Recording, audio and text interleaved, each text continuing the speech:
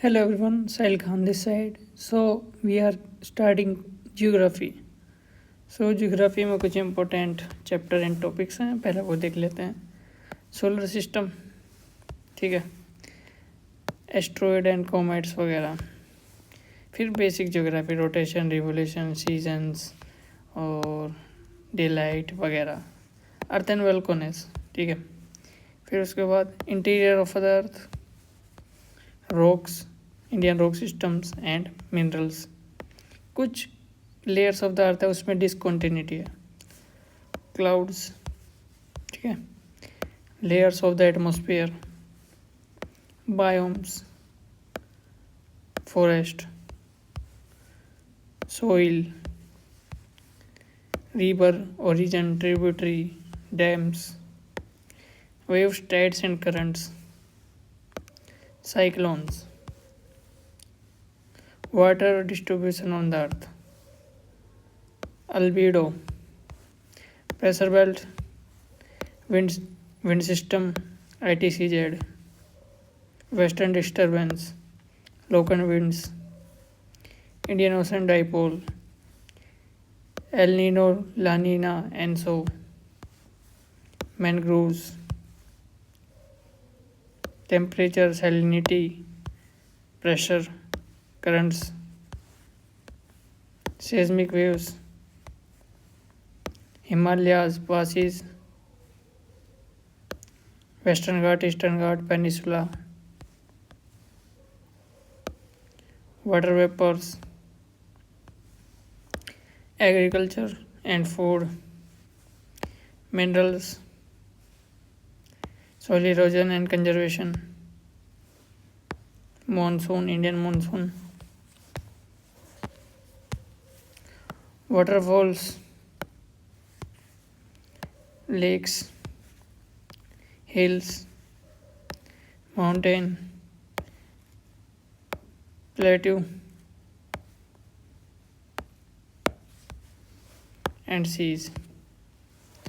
It is like कि ना हमने ऑलमोस्ट कह रहा हूँ मैं कि अगर 15 क्वेश्चन आ रहे हैं ना ज्योग्राफी के, तो भाई 11 क्वेश्चन यहाँ से आ रहे हैं इन टॉपिक से जो मैंने आपको बता दिए हैं.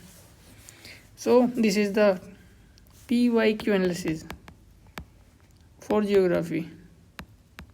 ओके, अब स्टार्ट करते हैं अपना NCERT. So this is series like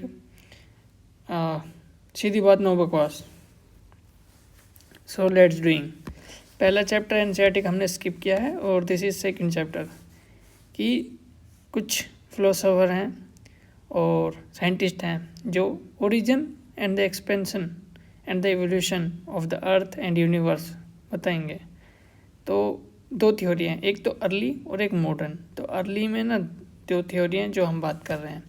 पहले इमनुएल कांट और लैपलास उसको रिवाइज करेंगे इनकी थ्योरी को, जिसको कहेंगे नेबुलर थ्योरी. तो इस थ्योरी में क्या होगा, इस थ्योरी में इट इज़ लाइक कि एक यूथफुल सन है, उसके साइड से क्लम्स ऑफ गैसेस है, ये स्लोली रोटेट कर रहे हैं, फिर कंडेंस हो जाएंगे और छोटे प्लैनेट फॉर्म कर देंगे. This is nebular hypothesis. होगा क्या, 1900 में चैम्बरलेन और मोल्टन ये क्या करेंगे, दूसरी थ्योरी देंगे. ये कहेंगे कि हाँ भाई ऐसा एक सन है और एक यहाँ पे स्टार है, तो ये ना यहाँ से घूमता जा रहा है, तो करेगा क्या, ये अट्रैक्शन करेगा इस साइड और सन को ऐसा बना देगा, एक सिगार शेप ले लेगा हमारा सन, यहाँ पे एक बल्ज बन जाएगा सिगार शेप में. और होगा क्या, टाइम पास होता जाएगा और ये बल्ज है टूट जाएगा. धीरे ये छोटे टुकड़ों में टूटेगा और ये हमारे प्लैनेट फॉर्म करा देंगे. This is called binary theory. पहली वाली थ्योरी थी उसका नाम था नेबुलर हाइपोथेसिस थ्योरी, सेकंड वाली binary theory. Okay, this is the concept. इतना ही जानना है, इससे ज़्यादा कुछ जानना नहीं है क्योंकि क्वेश्चन नहीं आता यहाँ से. यही पता होना चाहिए किसने दी है और इसके अंदर थोड़ा बहुत क्या है basic. So this is about the early theory. अब बात करते हैं मॉडर्न थ्योरी की. Big bang theory is the modern theory given by Edwin Hubble, और इसको एक्सपेंडिंग यूनिवर्सल थ्योरी भी कहते हैं, जिसमें यूनिवर्स क्या कर रहा है, एक्सपेंड करता है, एक्सपेंडिंग यूनिवर्स हाइपोथेसिस। ये कहता है कि यूनिवर्स इज एक्सपेंडिंग, और इसका कंक्लूजन ये है कि डिस्टेंस बिटवीन द गैलेक्सीज, जो गैलेक्सीज क्या होते हैं जहाँ पे स्टार बहुत सारे होते हैं, इज़ इंक्रीजिंग। ठीक है, जो दो गैलेक्सी के बीच का जो डिस्टेंस है ना वो इंक्रीजिंग कर रहा है। It is the summary of this hypothesis. There are some process and the stages of big bang theory. So पहले मैं आपको देसी भाषा में समझा देता हूँ क्या है बिग बैंग थ्योरी। कि भाई एक बॉल है, इसके अंदर क्या क्या है, इसमें अनइमेजिनेबल, जितना हम इन्हें इमेजिन कर भी नहीं सकते उतना वॉल्यूम है, इन्फिनाइट टेम्परेचर है और इन्फिनाइट डेंसिटी है। और ये क्या करेगा, फट जाएगा, ये एक्सप्लोजन होगा इसका, और ये फिर एक्सपेंड करेगा। और जो इसका एक्सपेंशन है ना वो आज तक भी हो रहा है एट प्रेजेंट। ठीक है, this is the whole process about the big bang theory. अब देखो, मैंने बताया कि टिनी बॉल था, infinite volume, infinite temperature, infinite density, explosion होगा, एक्सपेंशन होगा, और ये कब हुआ था, 13.7 बिलियन ईयर एगो। ओके, फिर इसके बाद क्या होगा, 3 मिनट बाद फर्स्ट एटम है वो बनना स्टार्ट कर देगा, और 3 लाख साल बाद क्या होगा, इसका जो टेम्परेचर है ना वो ड्रॉप करेगा, और कितना हो जाएगा, 4500 केल्विन, और जो एटमॉस्फेयर है वो ट्रांसपेरेंट हो जाएगा। This is the only thing we have to remember about the big bang theory. Galaxies increases नहीं करेंगी, space between the galaxy 1, galaxy 2, इनके बीच में जो स्पेस है ना वो इंक्रीज करेगा। ओके, अब बात करते हैं स्टार फॉर्मेशन की, स्टार कैसे बने। ये कहते हैं कि distribution of the matter energy was not even, मतलब कि अनइवन था। इनिशियल डेंसिटी डिफरेंस थे शुरू में, जिन्होंने ग्रेविटेशनल फोर्स को में भी डिफरेंस ला दिया, और जो मैटर था वो एक साथ आ गया, अकुमुलेट हो गया, और जो यही मैटर है वो क्या बना देगा, गैलेक्सी। ओके, तो Galaxy spread over the vast distance, और जो ये गैलेक्सी का जो डिस्टेंस है वो मेजर किस में होता है, लाइट ईयर में। Hydrogen gas in the form of very large cloud called nebula. Nebula क्या होता है कि हाइड्रोजन गैस है वो क्या है, अकुमुलेट हो जाएगी एक जगह, उसको क्या कहेंगे, नेबुला, लार्ज क्लाउड नेबुला। और localise clumps of gas develop the nebula even denser and lead the formation of stars। तो बहुत सारे स्टार इकट्ठे हो जाएंगे तो वो क्या बना लेंगे, गैलेक्सी। और हमें याद रखना है कि जो स्टार है वो कब बने, 5 to 6 billion year ago. It is important यार, क्रोनोलॉजी दे देगा। 1 light year equal to 9.4671 into 10⁻12। It is like 10⁻13 अगर इसको राउंड ऑफ कर दें। अब बात करते हैं फॉर्मेशन ऑफ प्लानिट की, कि प्लानिट कैसे बने। ये स्टेजेस में बने हैं, और फर्स्ट स्टेज है कि star are the localize lump of gases we all know within the nebula. ठीक है, gravitational force within the lumps led to the formation of core. एक कोर बनता है, ग्रेविटेशनल फोर्स की वजह से एक कोर बनेगा, इट इज़ कोर। और इसके साइड में ये रोटेटिंग डिस्क है, ये रोटेट कर रही है। This is the first step.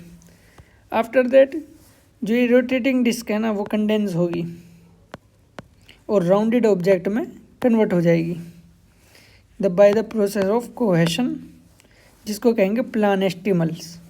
फिर 3-4 सेकेंड स्टेज प्लानेस्टिमल बनाएगी, एंड इन थर्ड स्टेज जब ये 3-4 प्लानेस्टिमल, बहुत सारे प्लानेस्टिमल एक साथ इकट्ठे हो जाएंगे, वो क्या बना देंगे, planet. So this is about the planet कि 3 स्टेज में ये बन रहा है।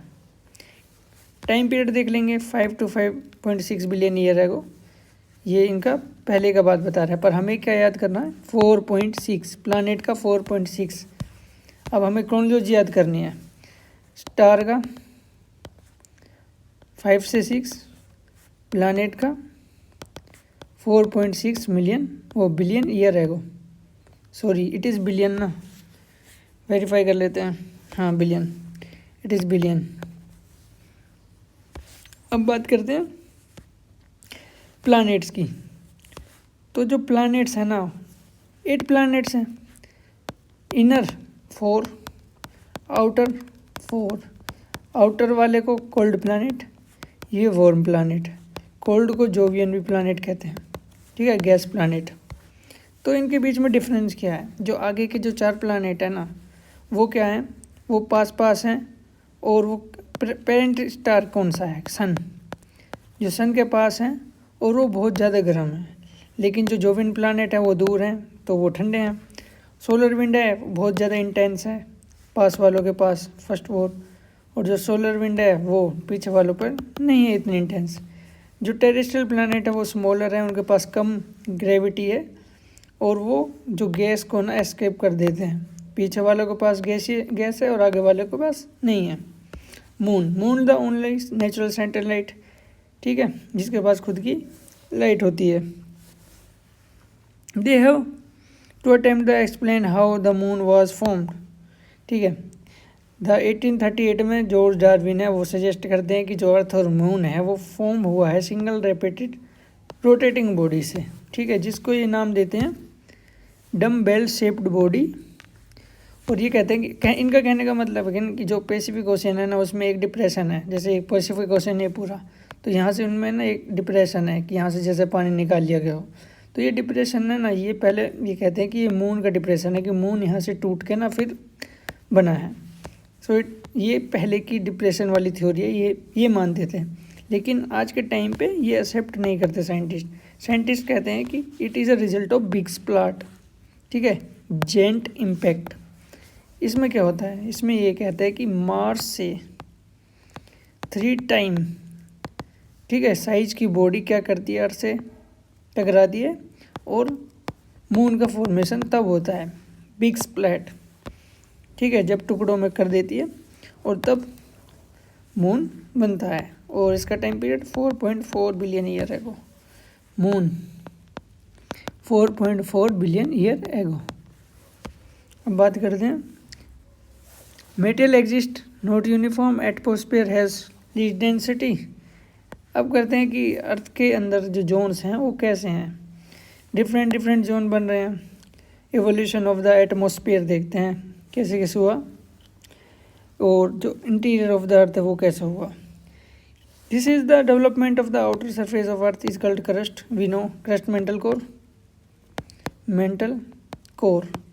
और ये कैसे बनी कि भाई जो डेंसिटी डिफरेंशिएशन वाली चीज़ है कि जो चीज़ हल्की है वो ऊपर आ जाएगी और जो डेंसिटी ज़्यादा है वो नीचे चली जाएगी, तो ये बना देती है क्रस्ट मेंटल कोर। अब एटमॉस्फेयर का इवोल्यूशन देखते हैं कि एटमॉस्फेयर कैसे इवोल्व करा। फर्स्ट स्टेज है लॉस ऑफ प्रीमोर्डियल एटमॉस्फेयर।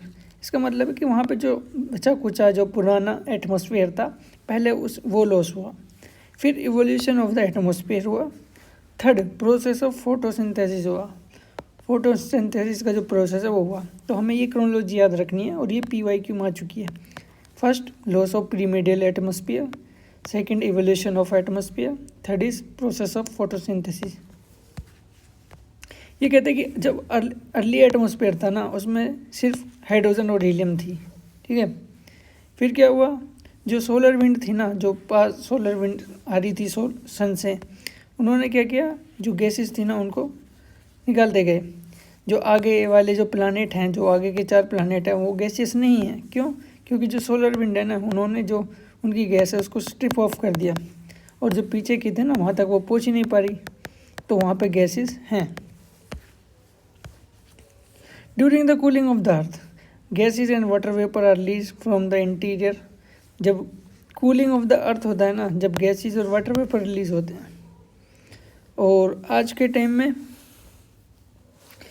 पहले बात कर लेते हैं कि आज के टाइम में तो अलग अलग गैसेस हैं, अर्ली एटमॉस्फेयर में कौन कौन सी गैसेस थी वो बात करते हैं। Water vapour, nitrogen, carbon dioxide, methane, ammonia.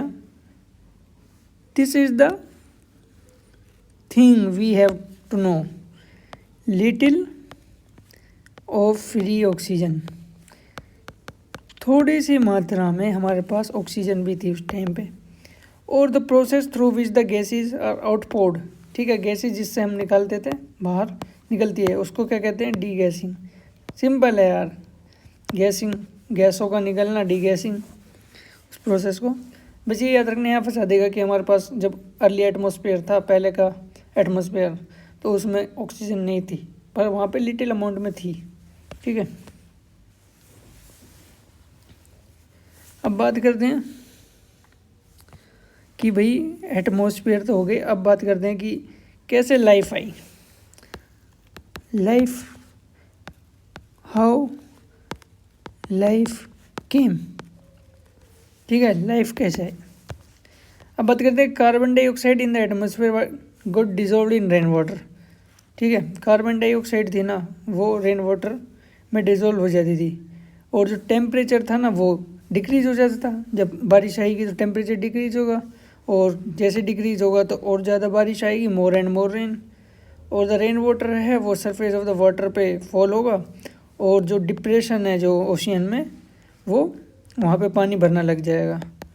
और जो जैसे ही डिप्रेशन में पानी भरेगा तो वो क्या बन जाएंगे, ओशियंस। और ये प्रोसेस कब हो रहा है, 500 million year ago. Ocean are as old as 4000 million year ago. इसका मतलब ये कह रहा है कि जो हमारे ओशियन है ना, जो हमारा ओशियन है वो बहुत ही यंग है हमारी अर्थ से, ठीक है। और फिर फोटोसिंथेसिस होगा। फोटोसिंथेसिस का जो प्रोसेस है वो किस मतलब ईयर में हुआ है, 2000 मिलियन ईयर है वो। ऑक्सीजन बिगेन टू फॉर्म, ये डायरेक्ट पूछ लेगा भाई क्रोनोलॉजी यहाँ पे। अब हम यहाँ पे यूज़ करेंगे 2000 मिलियन ईयर एगो। यहाँ पे क्या हो रहा है, फोटोसिंथेसिस। अब बात करते हैं कि ओरिजिन ऑफ द लाइफ कैसा हो रहा है। Origin of life is a kind of chemical reaction होता है। First generated complex organic molecule and assemble them, ठीक है। पहले क्या था, कॉम्प्लेक्स ऑर्गेनिक मॉलिक्यूल है ना, उनको असेंबल करेंगे, फिर असेंबल करके ना उन्हें डुप्लीकेशन करेंगे, जैसे रिप्रोडक्शन होता है ना, फिर और ज़्यादा बनते हैं। और जो इन एनिमेट मैटर है, मतलब अबायोटिक मैटर है, जिनमें जान नहीं है, उनको क्या करेंगे हम, लिविंग सब्सटेंस में चेंज करेंगे। फिर क्या होगा, फोटोसिंथेसिस होगा और ऑक्सीजन बनेगी। The record of living exist on this planet different period found rocks in the form of fossils. Blue green algae है वो एग्जिस्ट करने लग जाएगी, वो फाउंड इन जियोलॉजिकल फॉर्मेशन। अब ये कि एल्गी कब फाउंड हुई, ठीक है, तो एल्गी का ये याद रख लेंगे, 3000 मिलियन ईयर एगो, ठीक है। अब लाइफ कब बिगिन हुई, इवॉल्व, ये है अपनी लाइफ 3800 मिलियन ईयर एगो। सो this is all about the chapter first.